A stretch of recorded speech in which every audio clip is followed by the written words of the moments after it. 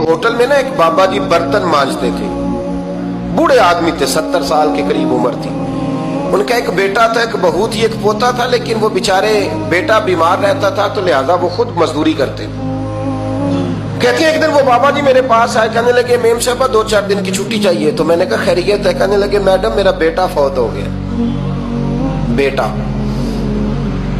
आपको पता है बाप का जनाजा पढ़ना आसान है, बेटे का जनाजा उठाना बड़ा मुश्किल काम। कहती है मैं कुछ लिख रही थी, मेरे हाथ से कलम गिर गया, मैंने खुद गाड़ी भेजी, बाबा जी गांव चले गए जहां वो रहते थे। कहती 2-3 दिन के बाद मैं और मेरा शौहर गए तो रास्ते में हम बातें कर रहे थे कि क्या ताज़ियत करेंगे। एक ही बेटा था, कोई रिश्तेदार भी नहीं, तो उसकी तो कायनात उजड़ गई, किन लफ्जों से उसे ताज़ियत क्या कहेंगे।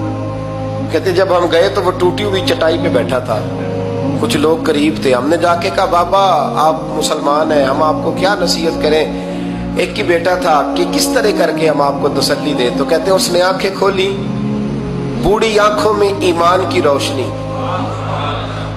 कहने लगा बीबी क्या ताज़ियत की बात करती हो, मैंने को पैसे जमा करा के बेटा लिया था, खुदा ने फजल से दिया था, अदल से ले गया है, मैं अपने रब के फैसले में बड़ा राजी हूं। अल्लाहु अकबर। वो खातून कहती है कि वो बाबा जी से मैंने कहा कि चलो आप 1 महीने की छुट्टी कर ले, तो कहने लगा नहीं मैडम मैं मुसलमान हूँ, मुफ्त की रोटी नहीं खाता, मजदूरी करके खाता हूँ, मैं इंशाल्लाह 2-3 दिन के बाद काम पे आ जाऊंगा। कहते हैं वो चंद दिनों के बाद आ गया, अल्लाह की कुदरत के अभी 2-3 माह गुजरे थे, फिर आया, मैडम छुट्टी चाहिए कुछ दिनों की। मैंने कहा खैरियत है? कहने लगे वो मेरी बहू भी हार्ट अटैक से फौत हो गई। कहते अब मैं भी तड़प गई और ईसाई हो कि मेरी आंखों में आंसू आ गए। मैंने कहा घर का दरवाजा बंद हो गया, अब ये बेचारा क्या करेगा।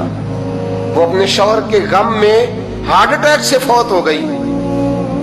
कहते हम फिर 2-3 दिन के बाद ताज़ियत के लिए गए, फिर टूटी हुई चटाई, बूढ़ा ना अपनी उंगलियों से जमीन पर कुछ बना रहा है। कहते करीब गई और मैंने जाके कहा बाबा अब तो तसल्ली आपने खुद ही करनी है, जो निजाम था वो तो हो गया। तो कहते हैं फिर उसने आंखें खोली, आसमान की तरफ देखा तो कहने लगा बेटी कोई परेशानी नहीं, मेरा बेटा बगैर शादी के भी तो फौत हो ही सकता था ना, बस मेरे मालिक ने जब चाहा जैसे चाह हुआ, मैं इंशाल्लाह 2-4 दिन के बाद काम पे आऊंगा। ये मेरा 3-4-5 साल का पोता है, अभी स्कूल दाखिल हुआ है, मैं साथ ले आऊंगा, वहां मेरे साथ ऊपर क्वार्टर में जहां मैं रहता हूं ये भी रहेगा।